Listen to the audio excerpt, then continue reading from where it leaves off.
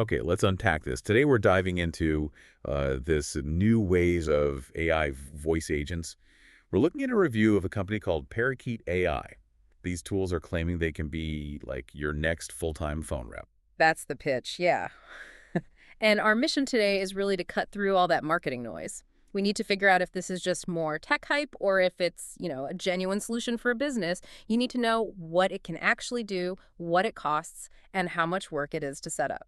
So the core idea with Parakeet AI is, well, it's about having someone or something available 24/7 to handle leads. We're talking about an AI making outbound calls, qualifying people, booking appointments, that kind of thing. And what makes this new generation of AI different is the tech behind the voice itself. The source material called the voice is surprisingly human. This isn't that old robotic voicemail system you're used to. It's way more advanced. The tone, the personality, it's all customizable. That realism is so important. But the review is clear that the voices are not perfect. They're good, but maybe not quite good enough to fool everyone. Right, and that raises a really important question for me. If it's not perfect, are you really going to risk that first contact with a new lead on an AI? Doesn't that sort of undermine the whole point? That's the big strategic question, I think. But the real game changer isn't just the voice. It's the intelligence, the integration behind it. It connects directly into your CRM, your customer management software, and your calendars. Okay, so it doesn't just talk, it acts. Exactly. It can actually book a meeting straight into your schedule and then update the customer's file automatically. Yeah. That moves it from being just a cool novelty to, a real business utility. A utility, okay, but I'm guessing that kind of utility and integration, it doesn't come cheap. Let's get to the reality check. The price. Yeah, you're right. There's a trial, but the real plans, they start climbing fast. It is not an inexpensive tool. It really only makes sense if your business has a high enough volume of leads coming in to justify that cost. And it's not magic, right? It's not just plug and play. No, not at all. The sources really stress this. The AI is only as smart as the script you give it. Exactly. You have to think of it less like a tool and more like a whole infrastructure project. You have Yep. to put in a lot of effort up front, writing scripts, mapping out conversations.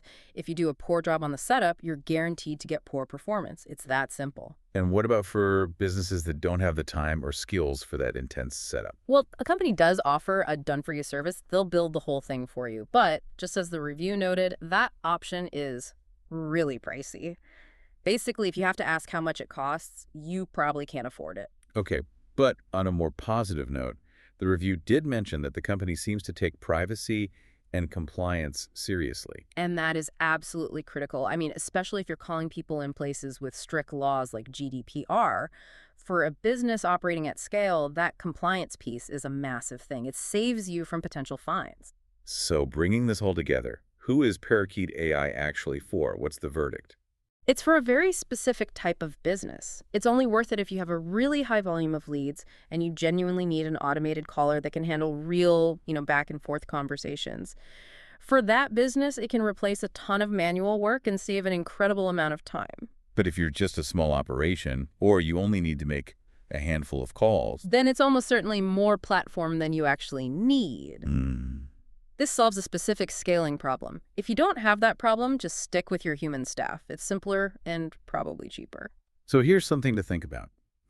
Given that this AI can already handle complex tasks, booking meetings, updating systems, navigating tricky conversations, things we used to reserve for experienced humans, what specific entry-level roles in sales or customer service are next on the chopping block? And just how quickly do you think that shift is going to happen? That's the question to mull over this week.